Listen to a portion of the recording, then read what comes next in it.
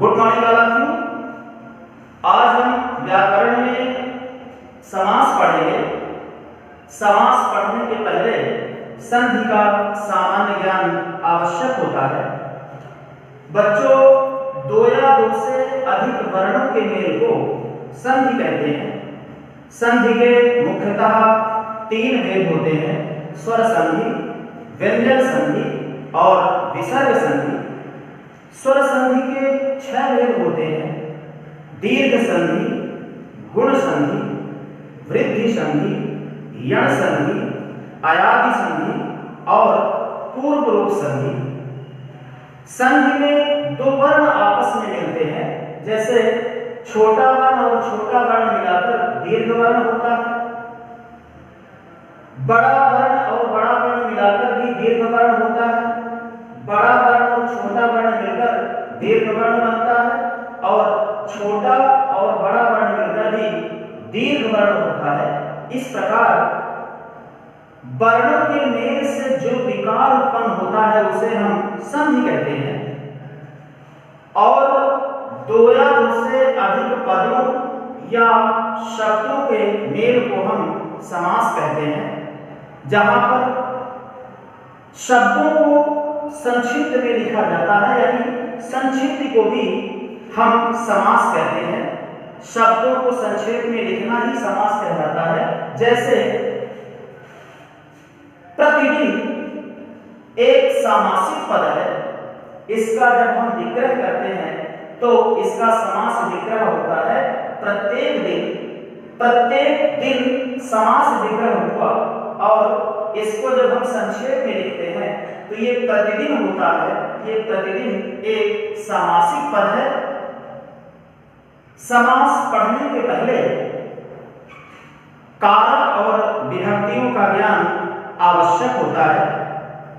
तो सबसे पहले हम जानेंगे कि कारक किसे कहते हैं। क्रिया या जनकत्व कारकत्व, यानी क्रिया का जनक ही कारक कहलाता है।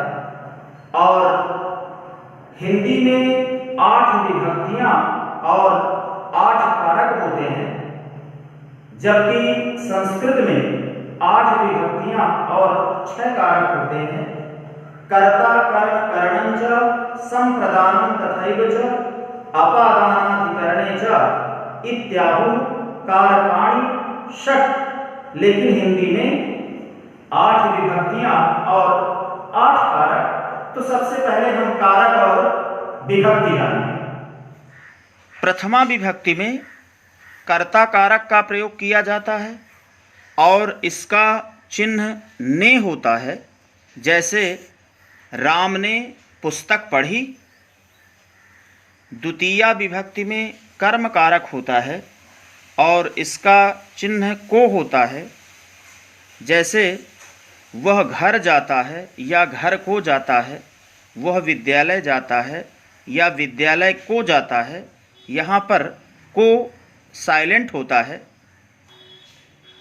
तृतीया विभक्ति में करण कारक का प्रयोग किया जाता है और इसका चिन्ह से द्वारा होता है।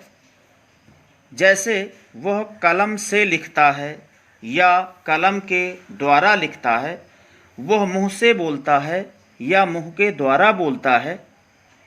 तो करण कारक में से और द्वारा होता है। चतुर्थी विभक्ति में संप्रदान कारक का प्रयोग किया जाता है और इसका चिन्ह के लिए होता है। जैसे वह पढ़ने के लिए विद्यालय जाता है, वह भिखारी के लिए दान देता है। तो यहाँ पर के लिए में संप्रदान कारक। पंचमी विभक्ति में अपादान कारक का प्रयोग किया जाता है और इसका चिन्ह से होता है, लेकिन पार्थक्य विश्लेष की स्थिति में, जहाँ पर कोई चीज़ किसी से अलग हो रही है और उसका दोबारा संयोग नहीं होता। जैसे वृक्ष से पत्ते गिरते हैं, वह छत से गिरता है। तो एक बार कोई चीज़ अलग होने के बाद उसका दोबारा संयोग नहीं होता, तो यहाँ पर अपादान कारक होता है। षष्ठी विभक्ति में संबंध कारक का प्रयोग किया जाता है और इसका चिन्ह काके की होता है।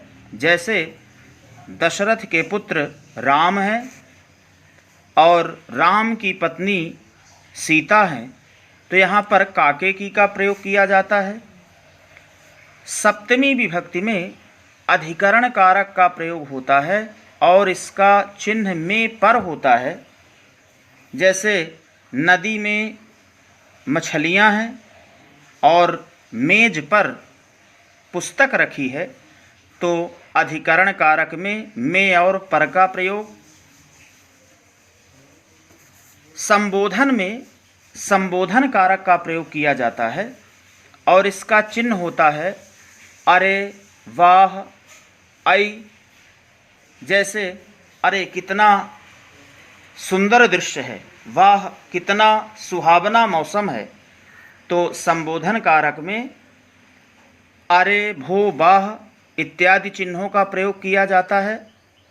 तो हिंदी में 8 विभक्तियां और 8 कारक और उनके ये चिन्ह होते हैं।